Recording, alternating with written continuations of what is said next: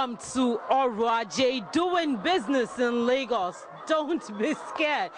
The chickens are not having the program today. It's still our business. It's still our program. But today on the program, we're looking at another source of income generation. And we're looking at livestock, specifically chickens.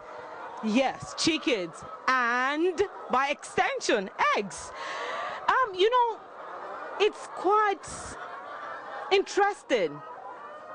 You hear them, and almost every minute, one of them lays an egg. How will this translate into money for anybody? Can it even translate into money for anybody?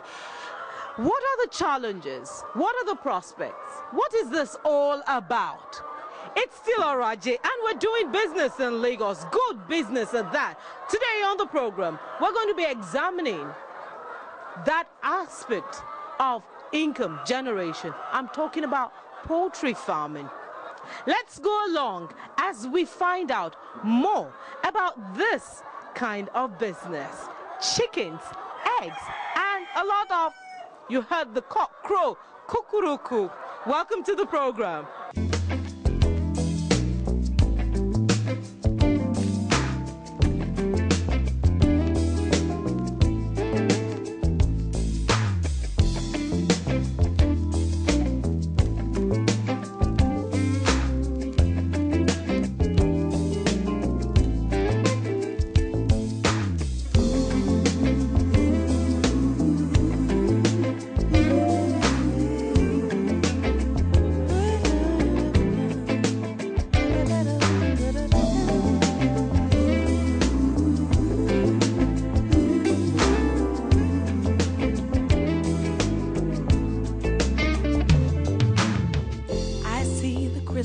Raindrops fall, and the beauty of it all when the sun comes shining. The beauty of a new beginning. So carefree, living with reckless abandon, but going somewhere. Well, I was talking about a new beginning, and it's still Oraje, doing business in Lagos, and I'm being joined on the program at this point in time by Dr. Olanrewaju Jimoh. He is in charge of this beautiful poultry farm where I just saw this wonderful, wonderful chicks beginning a new phase in life. So, what will it be like, Dr. Jimoh, if I have to start a business? How do I start this business? Is it so difficult? Is it so expensive? Is it going to require so much? How do I start this business? It's very simple and easy. You see, you can decide what you want. As a matter of fact, you can start on a small scale, medium or large scale, depending on your strength. When I say strength, I'm talking about your capital. I'm talking about the fund you need to invest. Okay, if I have to have a poultry farm on, let's say, half a plot of land, would I need millions of naira to be able to do that? Not really, not really. It depends. You see, in poultry business, we have different types. We have the meat type and we have the egg type. So the meat type, of course, you can do it, on a small expanse of land, and for the egg type you can even further utilize those space because you need to have battery cages that comes in tiers. So like I say, it's a relative thing. It depends on what you want. Do I need formal education? Maybe I have to go to the university to study something like this before I can start? Not really, not really. You see, there are professionals in the field. There are trained animal scientists. There are people that are trained as animal, productionists, and we have veterinarians, and we have people that are professionals that you can engage. They will put you through. All you need to do is pay them their fee, you get the job done for you. Okay, viewers, you've heard it's not going to cost me much. It's not going to take too much out of me to have a poultry farm. And it's still Oraje doing business in Lagos. I'll be handing you over now to my colleague, Adetola Kayode, and you'll be hearing so much more about the prospects, the challenges involved in poultry farming. Please stay with us. Poultry farming has proven to be very lucrative in Nigeria, as poultry beds are already an integral part of human life. Poultry beds are one of the major sources of animal meat aside from pork and fish. As business, they offer opportunity for people to earn big. That's why there are many poultry farms around, and many others are not afraid to start small. The poultry industry plays an important role in the development of the Nigerian economy. It is also a major source of eggs, which has high nutritional value, particularly in the supply of proteins. Eggs are also important component preparation for confectionaries. Setting up a poultry farm does not require a lot of money. Despite being lucrative, there's a lot of challenges facing the industry, including high cost of feed and importation of frozen chickens into the country. Feed millers also complained of high cost of raw materials. The cost of the feed is very, very high. Now we move from 1,500, like that grass match, we move from 1,500 to almost 1,800 per bag.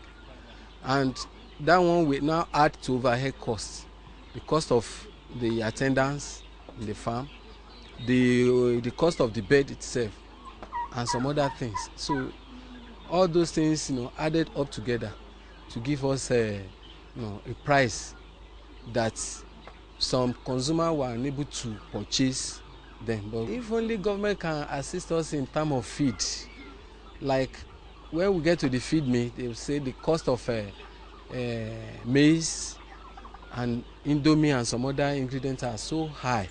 If government has a reserve, the maize reserve, they can release to us so that we'll be able to, use them to feed the birds and probably reduce the cost that we are buying it. There are some challenges which farmers are facing. Maybe by packing the sheets is the challenges farmers are facing. And again, sometimes for poultry farmers, we have glut. That is, the customer will not come to buy eggs.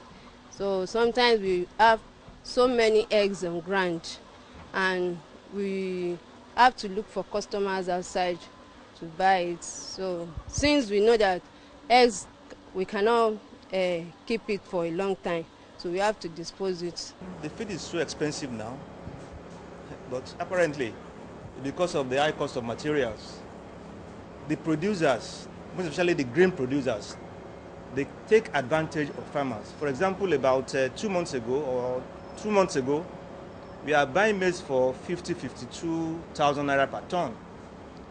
The same maize, the same country, we are buying for 72 now. So definitely, at the end of the day, the price of the output will go up, because what you buy, that you will sell. I think it's because we are not producing enough. If we are producing enough, there won't be that challenge, because, well, even if you can only subsidize what you have.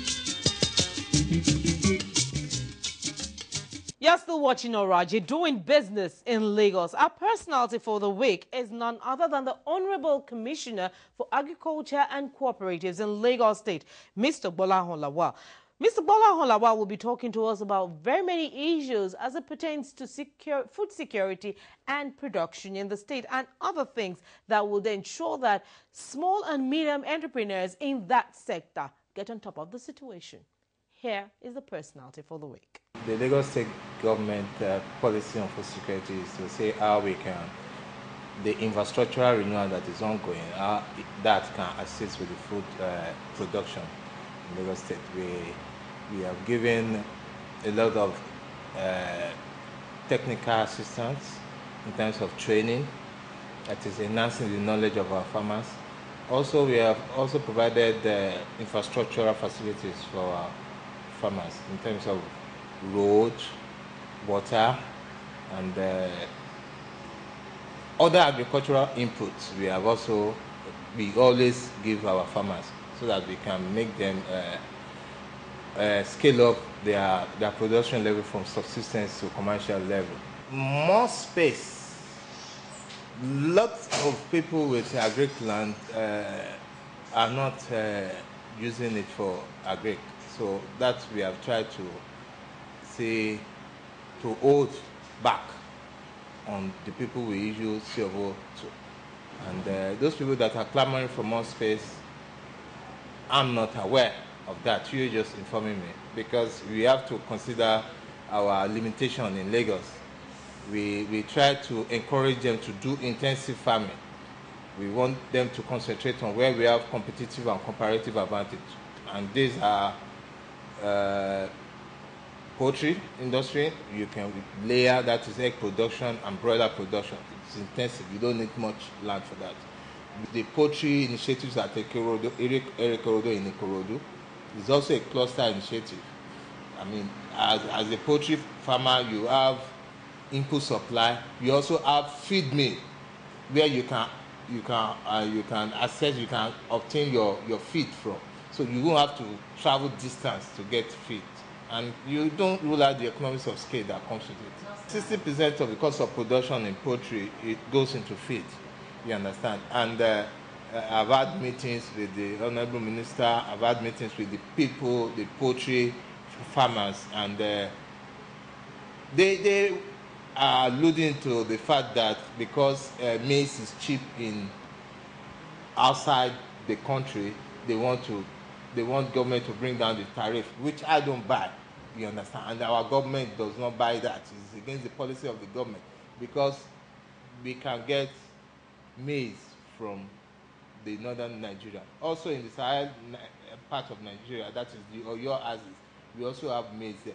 Yes, in terms of yield, the yield is relatively is not as much as the yield in the southwest is not as much as the yield in the north, because in the southwest we are doing like 2 tons per hectare, and in the north they are